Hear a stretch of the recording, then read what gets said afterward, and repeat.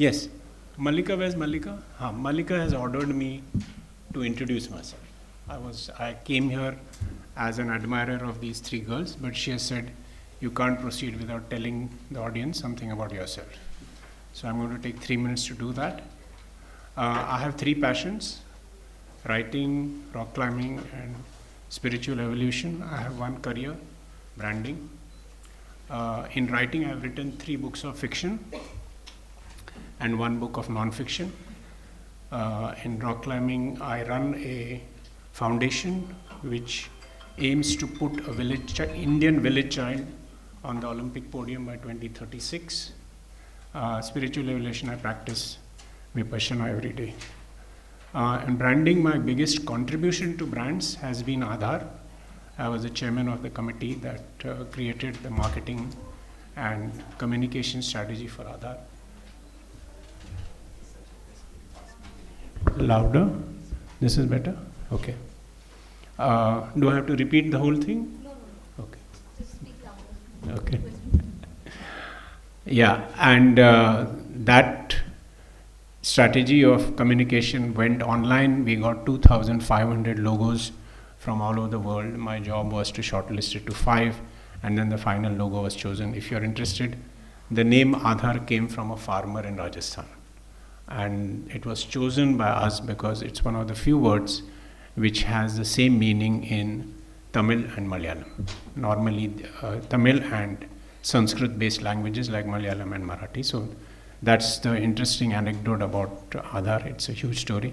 And finally, I have a species of spider named after me. It's called Thelpticopis kirankhalapi. That's a very long story. Now we'll come to the main people, Jyoti, Uzma, and Mala. We are going to talk about heart. Heart is at the center of Protsahan. But we know it from the outside. I know it only as a concept. So first tell us about your interaction with heart as an experience. जब आप आई तब से और उसके बाद जब अभी दूसरे को सिखा रही हो तब तक. You can start. Yes. Thank you, sir. नमस्ते सभी को. मेरा नाम माला है और प्रोत्साहन के साथ मेरी जर्नी एक गर्ल चैम्पियन के रूप में शुरू हुई, जहां मैंने खुद को एक्सप्लोर किया, खुद को पहचाना, और अब हमारे गर्ल एम्पावरमेंट सेंटर में चाइल्ड प्रोटेक्शन, जेंडर इक्वालिटी और लाइफ स्किल जैसे मुद्दों पे अपना रास्ता चुना. और अब मेरा मकसद है कि समुदाय में हो रहे शोषणों को रोकने का इरादा है. कला के माध्यम से हील करने का प्रयास करती हूँ किशोरियों को, ताकि वो सशक्त हो पाए और अपनी लाइफ के लिए खुद स्टैंड ले पाए. यही मेरी लाइफ का पर्पस है. Thank you. माला, थोड़ी डिटेल्स बताओ. जब आप कहती हैं कि मैंने कला के माध्यम से, तो क्या किया आपने? फोटोग्राफी की, डांस किया, आर्ट किया? किस चीज़ से आपको सबसे ज़्यादा हेल्प मिली? यस. तो जैसे कि प्रोत्साहन में जब हम कला है ना, तो वो एक स्किल के तौर पे नहीं देखते हैं, हम उसको एक माध्यम लेते हैं. जब मैं ज़ेंटेंगल आर्ट करती हूँ तो मेरा हैंड, मेरा हार्ट और मेरे हैंड्स एच जो तीनों कनेक्ट रहते हैं. जब कोई भी आर्ट करते हैं तो हमारा बस फोकस उस आर्ट में रहता है. हम हर जगह से कनेक्शन टूट जाता है और हमारा फोकस एक जगह आ जाता है, जो कि मुझे बहुत बेटर फील करता था, खुद को जुड़ा हुआ महसूस कराता था कि मेरे में भी कुछ बात है, मेरे में भी कुछ है, मैं कुछ कर सकती हूँ. तो इस तरीके से कला मतलब मुझे हेल्प करता था. और प्रोत्साहन के नज़रिए से अब मैं जब लड़कियों को देखती हूँ कि जब वो अपने लिए सेल्फ पॉजिटिव कार्ड बनाती है, कई बार ऐसा होता है ना लाइफ में, हम बहुत होपलेस फील करते हैं, सबकी लाइफ में होता है ना. तो हमें कोई चाहिए होता है कि भाई जो हमें अच्छा फील करा पाए, तो वो सेल्फ पॉजिटिव कार्ड उनको हेल्प करता है, जिनमें उस लड़कियों ने अपने लिए खुद के लिए लाइंस लिखी होती है कि जब भी वो होपलेस फील करती है, जब वो कार्ड अपना ओपन करके जस्ट देखती है ना, तो फील बेटर, उनके पास वो एक हिम्मत का टुकड़ा बन जाता है कि हाँ मेरे पास कुछ है और मेरे में कोई बात है. Very nice.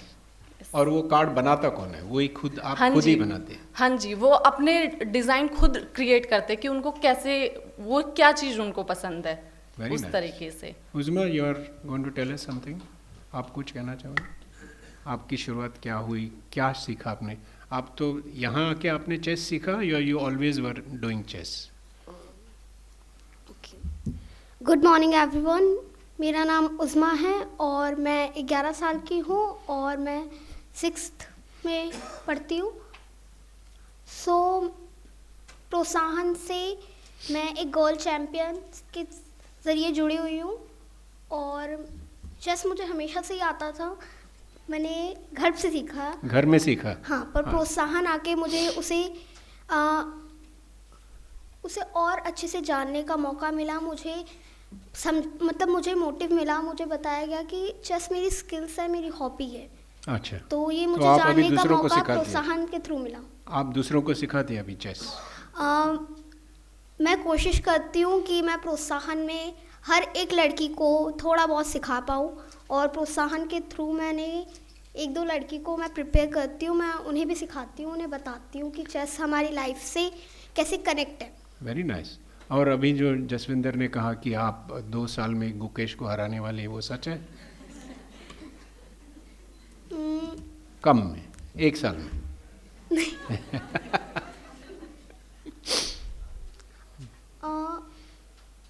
हम सभी के ड्रीम्स होते हैं, सपने, तो मेरा भी सपना है। Very good. कि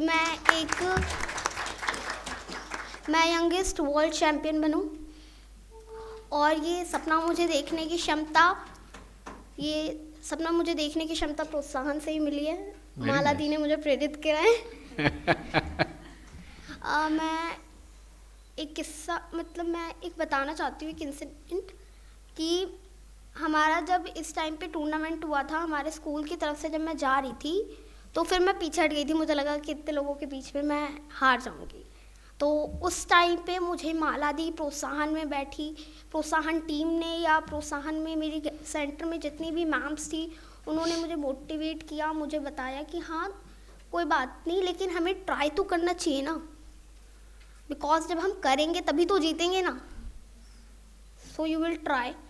और उन्होंने बोला कि मुझे तुम पर यकीन है। जब कोई कहता है ना सामने से मुझे तुम पर यकीन है तो बहुत अच्छा लगता है। हमारे अंदर की जितनी क्षमता होती है ना वो दुगनी हो जाती है। Very nice.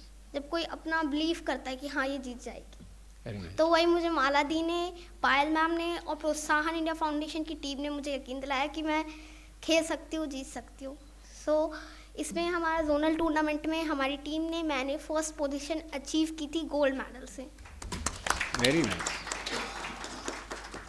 तो उसके लिए भी प्रोत्साहन को थैंक यू, क्योंकि मैं तो हटने वाली थी पर उन्होंने मोटिवेट किया। Very nice. तो प्रोत्साहन तो आपसे अलग नहीं, आप ही प्रोत्साहन हो ना? हाँ, मैं भी प्रोत्साहन हूँ। Jyoti, as the oldest senior most champion, बोलिए आपकी कहानी। मेरा नाम ज्योति है और मैं प्रोत्साहन से पिछले 4 साल से जुड़ी हूँ। प्रोत्साहन में मैंने अपनी journey as a student start करी थी जब मैं 12th क्लास में थी। तब आई थिंक मेरे पास उस टाइम सपने थे बट मेरे पास उतना कॉन्फिडेंट नहीं था कि मैं उसको अचीव कर पाऊँ या फिर उसको एक्सप्रेस कर पाऊँ या फिर मैं उसको गेन कर पाऊँ। जब मैं प्रोत्साहन में एज अ गर्ल चैम्पियन जुड़ी तो वहाँ पर ना बेसिकली आर्ट के ही थ्रू ज़्यादातर काम होता है। तो मैंने वहाँ पे जाना कि हमारे पास जो स्किल्स हैं उसको हम यूज़ कर सकते हैं अपने सपनों को अचीव करने में।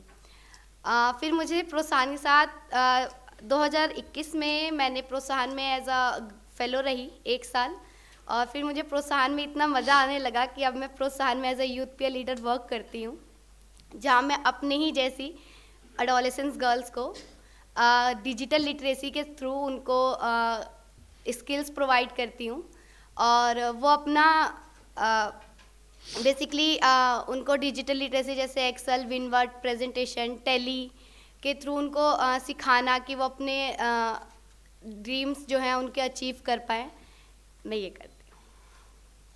तो हम लोग तो कहते हैं कि कला ना, जी, हीलिंग विद आर्ट। जी, तो हीलिंग, अभी आर्ट और आप जो टैली पढ़ाते हैं उसका क्या संबंध है फिर? जब हम आर्ट की बात करते हैं तो फिर हम हमारे दिमाग जब हम डिजिटल की बात करते हैं तो हमारा दिमाग ज़्यादातर एक्सेल, टेली, विनवर्ड में अटक जाता है या फिर नंबर्स में अटक जाता है। बट वहीं अगर मैं आपको उससे बात करूँ कि आप MS पेंट देखें, कैनवा देखें, जो कि हमारा एक आपका एक आर्ट का एक टूल है, जहाँ पर आप उसके थ्रू अपनी भावनाओं को एक्सप्रेस कर सकते हैं। अगर मैं जोड़ूँ अपने पर्सनली, तो आपके डॉकेट में मेरा एक पैम्पलेट है जिसके ऊपर एक कविता लिखी हुई है, काश मैं एक लड़का होती। वो मैंने खुद लिखी है और उसके अंदर साथ में उसके ऊपर जो वो डिज़ाइनिंग है वो भी मैंने खुद करी है।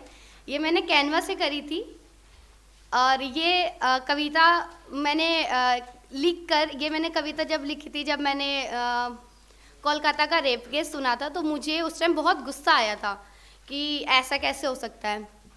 तो वो गुस्सा या फिर वो एक्सप्रेशन जो मैं फील कर रही थी, मैं उसको एक्सप्रेस करने के लिए मैंने एक कविता लिखी। फिर उसको मैंने चाहा कि मैं पोस्ट करूं अपनी तरफ से, तो मैंने कैनवा का एज अ टूल यूज़ करा कि मैं उसको पोस्ट करके अपना फीलिंग्स जो है वो एक्सप्रेस करूं।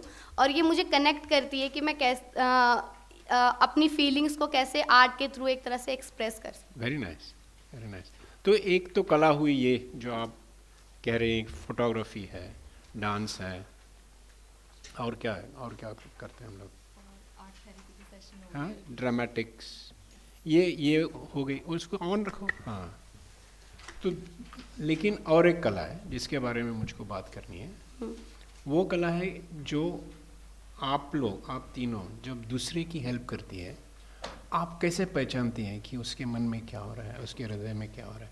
वो जो कला है उसके बारे में बात करिए। Go on.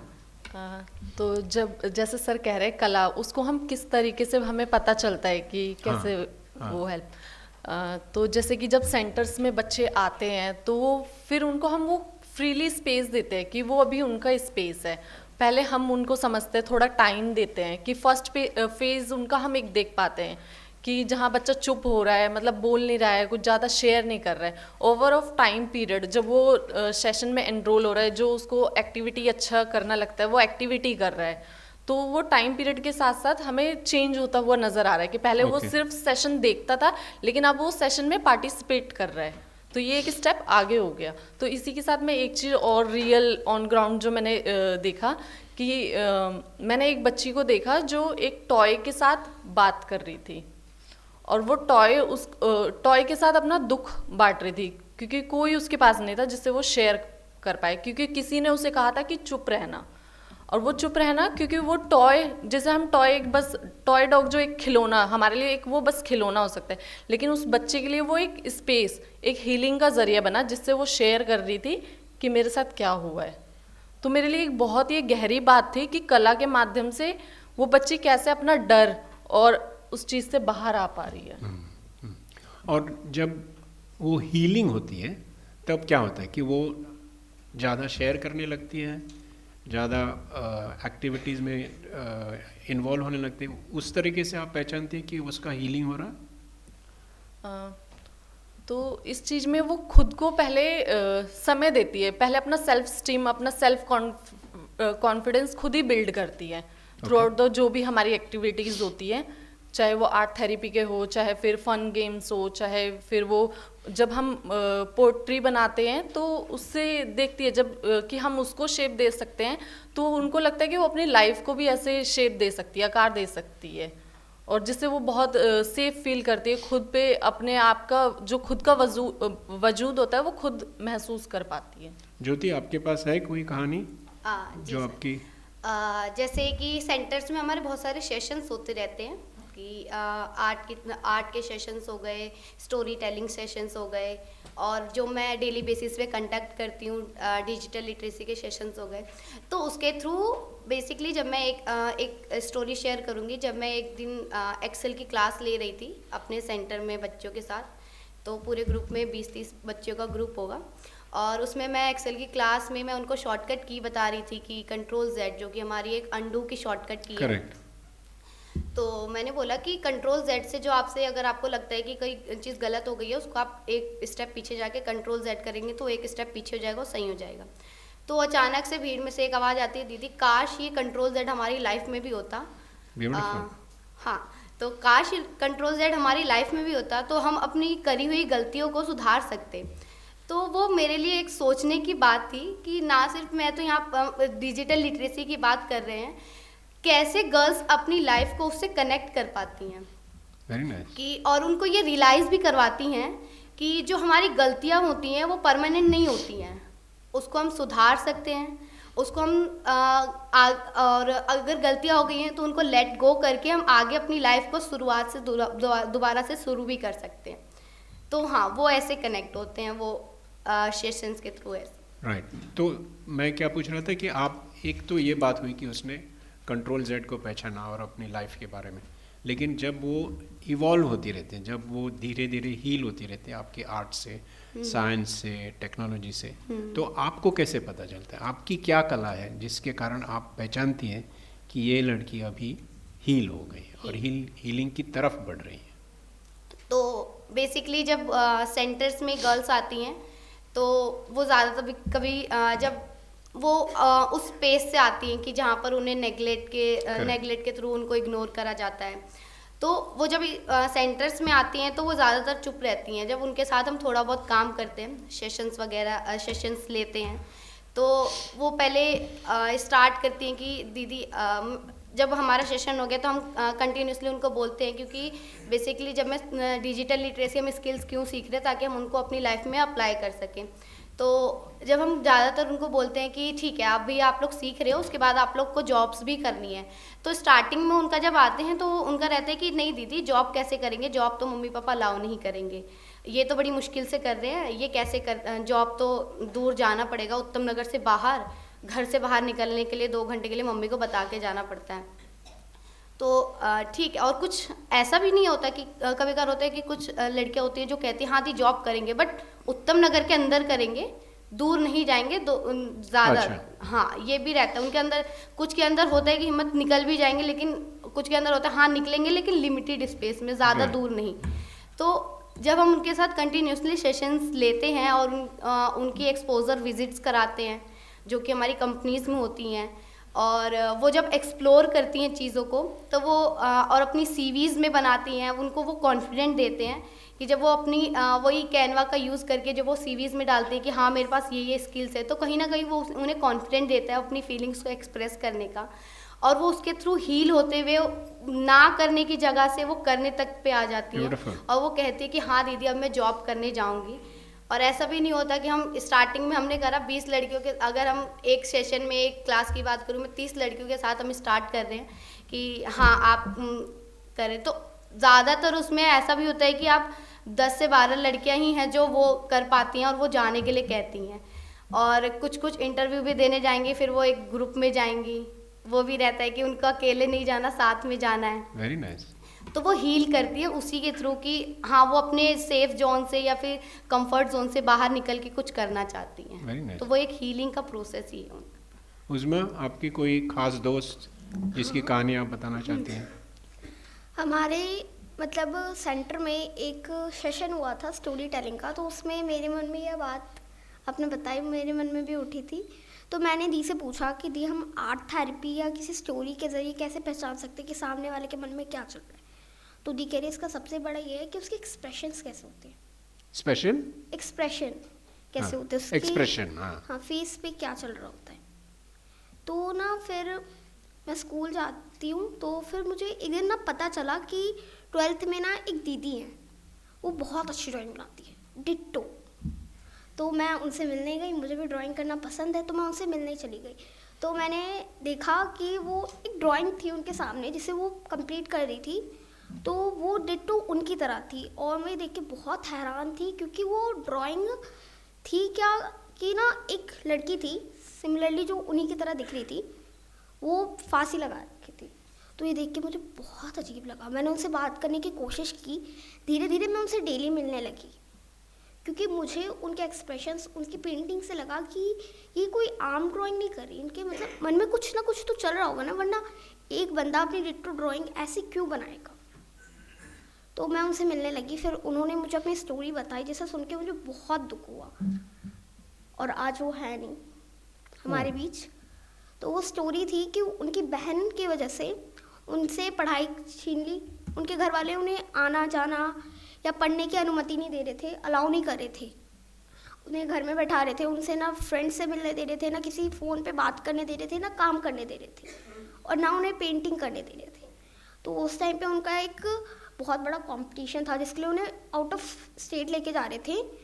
तो वो अच्छी थी तो हमारे स्कूल वाले उन्हें ले जाना चाहते थे, बट उनके पेरेंट्स ने अलाउ नहीं करा। फिर मुझे पता चला, उन्होंने मुझे बताया तो मुझे दुख हुआ, और वो उसकी शादी करवाना चाह रहे थे जो वो नहीं करना चाह रही थी। उन्होंने मना किया तो फोर्स करने लगे, मारने की धमकियाँ देने लगे कि घर से निकाल देंगे ये वो, और उन्हें बंद कर दिया। फिर वो कहीं ना कहीं से तो आई, तो जब ये इंसिडेंट हमारी प्रिंसिपल के पास पहुंचा, उन्हें साइकोलॉजिस्ट से दिखाया गया, उन्हें समझाने की कोशिश की, बट आज वो नहीं है। क्योंकि कहीं ना कहीं गर्ल्स प्रेशर में आके कर लेती है सुसाइड, जो नहीं करना चाहिए। अपने राइट्स के लिए लड़ना चाहिए, बट इतना फॉर्ट्स उन पे उनके पेरेंट्स ने बनाया कि वो इतना प्रेशर किया उनके पेरेंट्स ने खुद की, तो उन्होंने सुसाइड कर लिया। उसको अगर पहले वो प्रोत्साहन में आती तो थोड़ी मदद मिल जाती ना आर्ट हाँ, से? मैंने उन्हें प्रोत्साहन के बारे में भी बताया। अच्छा। तो उन्होंने बोला कि मेरे पेरेंट्स मुझे स्कूल आने की अनुमति नहीं देते, तो मैं कैसे प्रोत्साहन जाऊंगी। Right. Jaswinder, how are we doing on time? We are okay? Okay.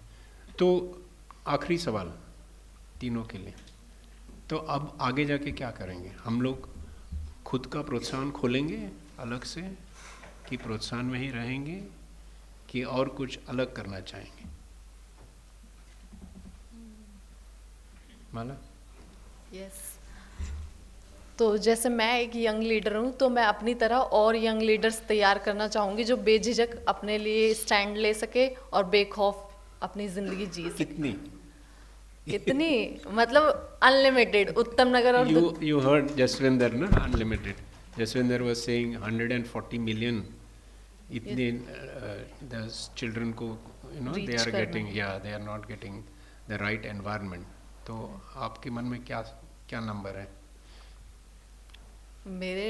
मतलब मेरा तो मन तो ये है कि मैं सभी तक रीच कर पाऊँ लेकिन उसमें? कोशिश रहेगी जहाँ मैं अभी हूँ एटलीस्ट उस कम्युनिटी तक तो पूरा मैं रीच कर लूँ जहाँ हमारी उत्तम नगर, जैसे कि आप सभी रूबरू हुए कि प्रोत्साहन दिल्ली कम्युनिटी, जहाँ शहर सुनते ही हमारे दिमाग में क्या आता है, बड़ी बड़ी बिल्डिंगें, इमारतें, लेकिन प्रोत्साहन उन्हीं कुछ जगहों पे काम करता है, उत्तम नगर और द्वारका में। तो अभी मैं फर्स्ट ऑफ ऑल चाहूँगी कि उस कम्युनिटी तक पूरे अच्छे से मैं रीच कर पाऊँ। ब्यूटीफुल। उस्मा?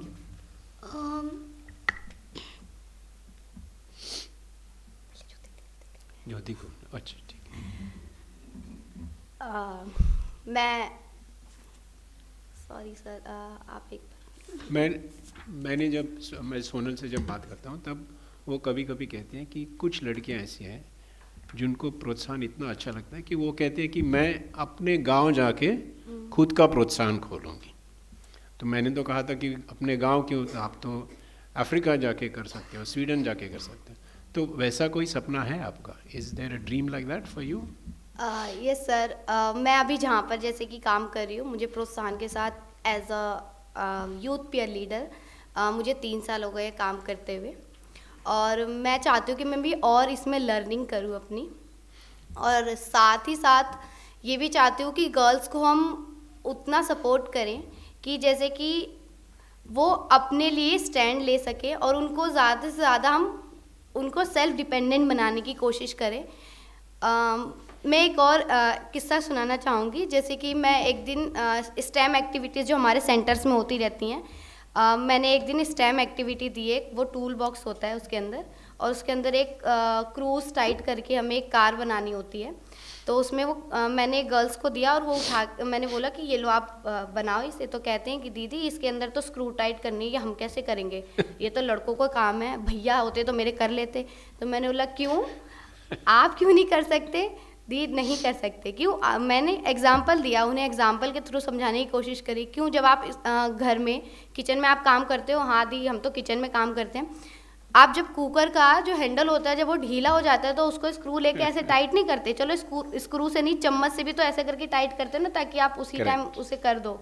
Correct. या फिर आप पापा और भाई का वेट करते हो, तो कह रहे नहीं दीदी हम खुद कर लेते, तो मैं कहने भाई ये भी तो वैसा ही है ना, इसमें तो स्क्रू टाइट Correct. है, इसमें कौन सी गणित लगाए।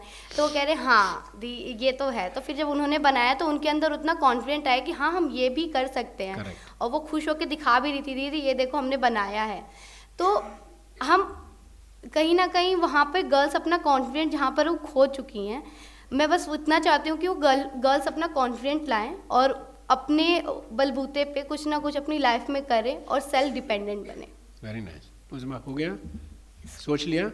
हाँ, सर मुझे एलएलबी की पढ़ाई करनी है वाह। और मुझे बैरिस्टर बनना है। तो बैरिस्टर और चेस एक कुछ तो चूज करो कि दोनों करोगे? सर चेस मेरी हॉबी है, मैंने कभी उसे एक करियर की तरह देखा नहीं। अच्छा, क्योंकि जब मैं अपने एक्सप्रेशन या अपने अंदर की भावनाएं चेस के थ्रू दर्शाती हूँ, बट मुझे एलएलबी करनी है क्योंकि LLB। मैं गर्ल्स के राइट्स के लिए काम करना चाहती हूँ, जैसे प्रोत्साहन इंडिया फाउंडेशन और बाकी यहाँ पे बैठे हुए सब करते हैं। और मैं चाहती हूँ कि जो इंसिडेंट मैंने सुना या जो मैंने देखा वो दोबारा कभी हो ही ना, कि गर्ल्स खुद में इतनी इंडिपेंडेंट बन जाए, खुद में इतनी अच्छी हो जाए, खुद के लिए खुद फैसला कर सके कि दूसरों कभी उन्हें आके कमिटमेंट या जज कर ही ना सके। Very nice. और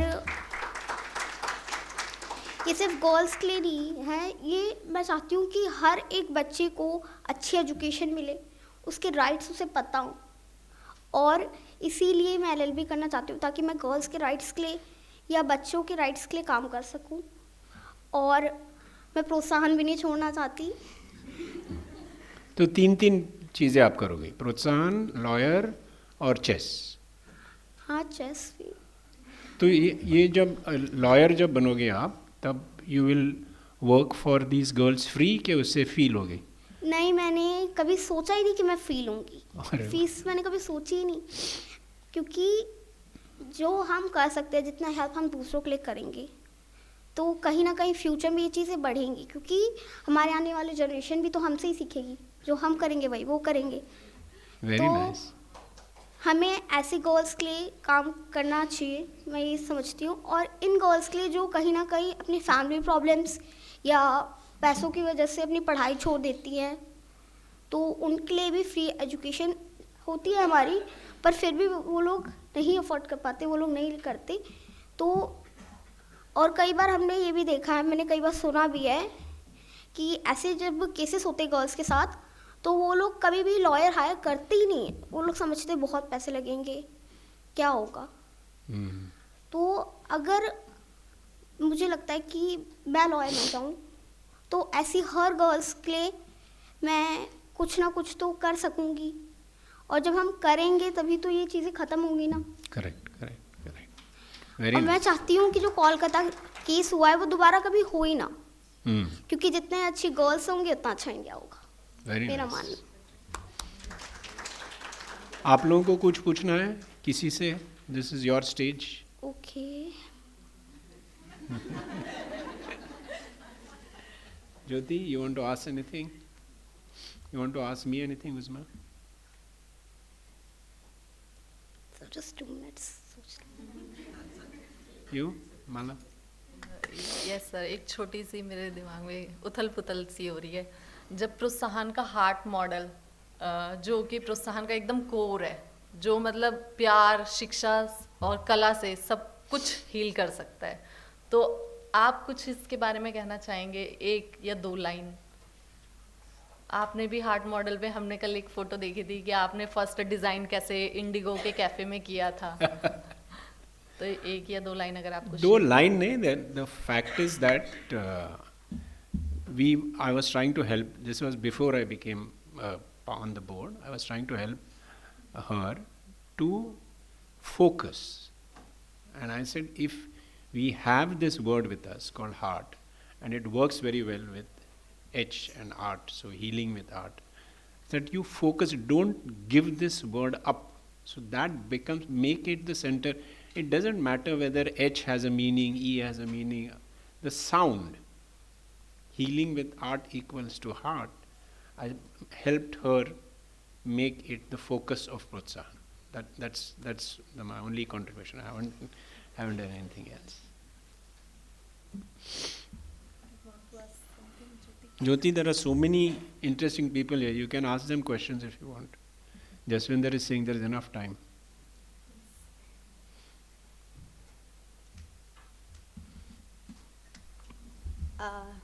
मैं सर आपके बारे में थोड़ा सा जानना चाहूँगी कि मतलब आपने अपना करियर कैसे स्टार्ट किया? Should we do this? Because this is about them, no? Yeah. So I'll tell you, I was very interested in a philosopher called J. Krishnamurti. I had studied a lot of philosophy and I had understood nothing until I read him.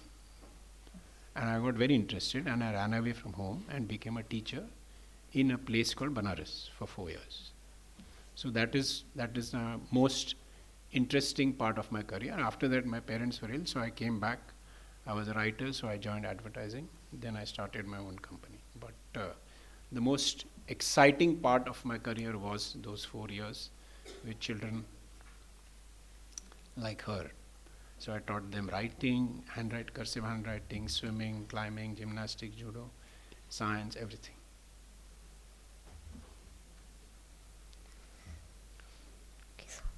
दो minute हो गया. हाँ. पूछती हूँ. Sir यहाँ पे बहुत सारे लॉयर्स हैं, एडवोकेट्स हैं, जैसा कि मुझे सोनल मैम या जसविंदर सर ने बताया है. तो मेरा उन सभी से या प्रोत्साहन की टीम से या फिर यहाँ बैठे सभी से एक क्वेश्चन है कि हमारे इसमें गर्ल्स में मतलब कई बार मेरे दिमाग में आता है तो मैंने सोचा आज पूछ ही लेते हैं. क्योंकि हम कब तक ये भूल भुलैया घुमाएंगे, है ना. तो हमारे इंडिया में जो मैं लॉ का एक क्वेश्चन पूछूंगी जो मेरे दिमाग में अक्सर आता है. तो हमारे इंडिया में रेप केस की सज़ा हमारे यहाँ 7 साल या 8 साल 9 साल जेल लगती है, जबकि मैंने सुना है कि अदर कंट्रीज़ में इससे ज़्यादा सख्त सज़ा दी जाती है इस चीज़ के लिए. तो मेरा ये क्वेश्चन है कि यहाँ पे जितने भी बैठे हैं क्या उनमें से कोई भी आंसर देना चाहेगा कि हमारे इंडिया में भी ऐसे होना चाहिए जिससे गर्ल्स बेखौफ होकर घूम सकें. Are there any lawyers here? Yeah, you want to answer? हाँ ज़रूर. सबसे पहले सुन के बहुत ही मज़ा आया. आप लोग सबको सुन के बहुत मज़ा आया. और थैंक्स मैम. मैं प्रैक्टिस नहीं करती हूँ इंडिया में. मैंने लॉ पढ़ा है. एक्चुअली कानून में इससे ज़्यादा की भी सज़ा है. डेथ पेनल्टी आ गया है. हमारे कानून में डेथ पेनल्टी की बात आ गई है यदि बहुत गंभीर जुल्म हुआ है. ऐसा नहीं हो के लिए लेकिन सिर्फ डेथ पेनल्टी से बात नहीं आएगी. हमारी पूरी जो सिस्टम है ना, हमारी क्रिमिनल जस्टिस सिस्टम है जिसमें पुलिस भी हैं, प्रोसिक्यूशन भी हैं, समाज भी है, विटनेसेस भी हैं और विक्टिम्स भी हैं, है ना. तो सबको ही को अपना काम करना होगा. जो विक्टिम्स हैं उनके माँ बाप को उनका साथ देना होगा कि वो कोर्ट में जाके अपना सबसे अच्छा पुरावा दे सकें. वो बहुत इम्पोर्टेंट है. हमारे पुलिस को बहुत अच्छे से इन्वेस्टिगेशन करना होगा. और सबसे बड़ी बात, सबसे इम्पोर्टेंट बात ये होगी कि लोगों को डर लगे. देखिए बहुत कम केसेस हैं जो डेथ पेनल्टी तक पहुंचेंगे. सबसे ज़्यादा इफ़ेक्टिव ये होगा कि लोगों को लगे कि यदि हम रेप करते हैं तो हम पकड़ा जाएंगे. लोग जाके रिपोर्ट करेंगे, पुलिस ठीक से इन्वेस्टिगेट करेगी और प्रोसिक्यूशन ठीक से होगा. तो मैं इसी चीज़ पे काम कर रही हूँ. तो उसमें सबसे बड़ी बात जो है वो है कि एक चुप्पी की संस्कृति जो है उसको तोड़ना, जो आप लोग सब तोड़ रहे हैं. मैम हमारे इतने सारे ये सब माइक आप बोल रहे हो डेथ पेनल्टी, ठीक. मैं क्या बोलता हूँ कि डेथ पेनल्टी क्यों, ठीक. तो अगर आपका ये सवाल है कि अगर कंट्रीज में है तो क्यों है और डेथ पेनल्टी क्यों. तो अब जैसे मैडम ने बोला कि अभी अगर आप देखो कि डेथ पेनल्टी का अगर आप पूरा बैकग्राउंड देखो तो कौन है जिनको डेथ पेनल्टी मिलती है. क्या उनका पूरा केस जो लॉयर, मैं लॉयर हूँ तो क्या मैं जो पूरा केस लड़ रहा हूँ वो तन्मयता से लड़ रहा हूँ. क्यों जो बहुत अमीर आदमी है उसको death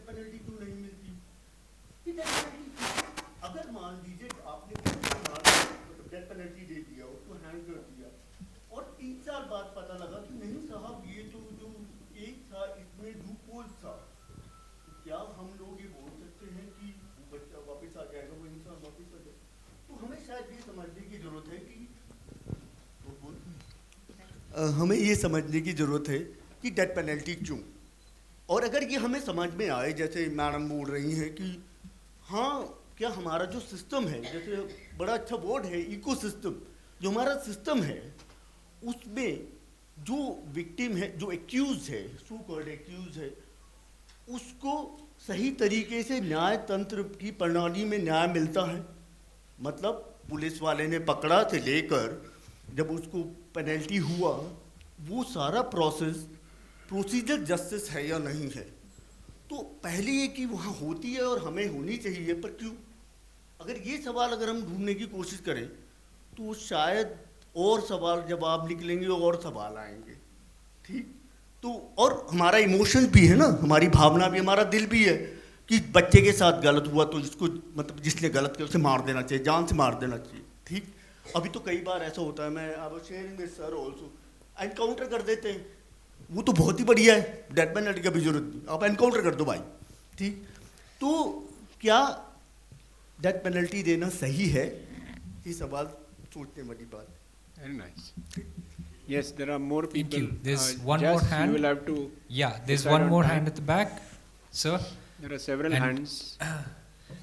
Sorry, after this has to be the last question. Then we have to move on to the next one. Please go ahead. ये जो सवाल है बड़ा मौजू है, और इसमें कानून की बात है तो भारत सरकार के पास, हम बीइंग ए लॉयर, हमने भी कानून को पढ़ा है। मैं ये देखता हूँ कि कानून बहुत है, रोज़ नए नए कानून आ रहे हैं। अभी आपके दिल्ली में रेप केस हुआ, 2012 के पॉस्को एक्ट को हम अगर लेते हैं तो उसकी इम्प्लीमेंटेशन को ग्रास रूट की जब बारी आई तो सब लोगों ने मुँह मोड़ लिया और वो उस तरह की केस और बढ़ गए। तो ये एक मेरा अपना रिसर्च है। तो कानून की दृष्टि से अगर देखेंगे तो कानून तो अंधा है, हम उसके पार्ट हैं, लेकिन हम बहुत क्लियरली कह सकते हैं कि कानून अंधा है। कानून को पक्ष और विपक्ष चाहिए, जिसकी वकालत हमारी सीनियर एडवोकेट मैम कर रही हैं। तो कानून को तो पक्ष चाहिए, लेकिन ये सिर्फ कानून का मामला नहीं है। अब बिहार के परिप्रेक्ष्य में देखेंगे या देश के परिप्रेक्ष्य में तो चाइल्ड प्रोटेक्शन सोसाइटी बन गया है, पूरी सिस्टम है, CWC है, बेंच है, डेस्क है, सामाजिक लोग हैं, सब लोग हैं। लेकिन साहब फिर केसेस बढ़े हैं कि घटे हैं, इसको भी थोड़ा देखना है। तो हम एक सीधा सा आपके सवाल का हम उत्तर इस माध्यम से देना चाहेंगे, हो सकता है सही नहीं हो, कि इस पर अधिक से अधिक सबसे पहले ग्रास रूट लेवल पे अवेयरनेस की ज़रूरत है। वुमेन खुद एम्पावर्ड होगी, जैसे लड़कियों के बीच में हम जाते हैं गुड टच और बैड टच को लेकर के, उनके माता पिता से बात करना, फैमिली काउंसलिंग, जगह जगह अगर बच्चियों को पता होगा कि ये करना सेफ़ है और ये अनसेफ है, वही एक निदान हो सकता है। बाद बाकी हम लोग बोल कितना भी ले लें, लेकिन फिर इसका परिणाम क्या हो रहा है, इसको हम लोग को देखने की ज़रूरत है।